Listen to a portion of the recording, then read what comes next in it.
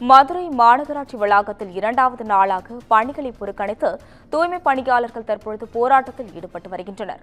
அலுவலகம் உள்ளே நுழைய முயன்றபோது தூய்மை பணியாளர்களுக்கும் போலீசாருக்கும் இடையே வாக்குவாதம் ஏற்பட்டு தள்ளுமுள்ளு ஏற்பட்டுள்ளது. இதுகுறித்து கூடுதல் விவரங்களை வழங்குவதற்காக செய்தியாளர் அருண் இணைப்பில் உள்ளார். வணக்கம் அருண், தற்பொழுது மதுரையில் தூய்மை பணியாளர்கள் ஆர்ப்பாட்டம் நடத்தி வருகின்றனர். இதுகுறித்து கூடுதல் விவரங்களை பகிரலாம்.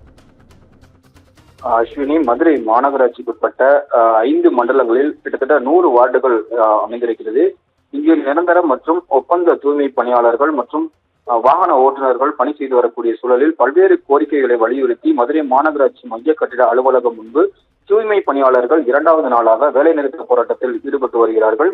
இந்த நிலையில்தான் முற்றுகை போராட்டம் நடைபெற்று வரக்கூடிய சூழலில் தமிழக அரசு அரசாணையின்படி அறிவித்த 754 ரூபாய் ஊதியத்தை வழங்க வேண்டும். தூய்மை பணியாளர்களின் 1 மாத ஊதியமான 15,500 ரூபாய் போனஸாக வழங்கிட வேண்டும்.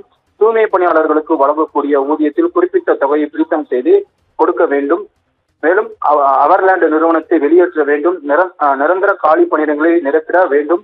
வாரிசு வேலை வழங்க வேண்டும். ஓய்வு பெற்ற தூய்மை பணியாளர்களுக்கு பணப்பயன்களை ஓய்வு பெறும் நாளிலேயே வழங்க வேண்டும். நிரந்தர தூய்மை பணியாளர்களுக்கு நிறுத்தி வைத்துள்ள சரண்டர் பணத்தை வழங்கிட வேண்டும்.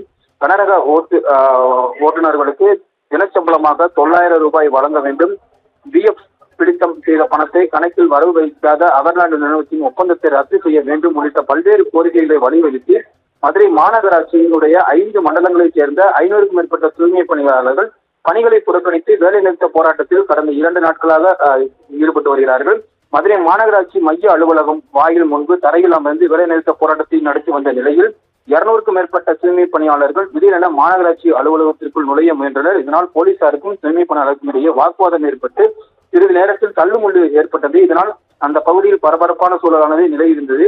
மேலும் மதுரை மாநகராட்சி அலுவலகத்தில் புகுந்து ஆணையாளர் அலுவலக வாயில் முன்பு அமர்ந்து தொடர்ந்து கோஷங்கள் எழுப்பி வருவதால் அந்த பகுதியை தற்போது பரபரப்பாக காணப்பட்டு வருகிறது. அஸ்வினி,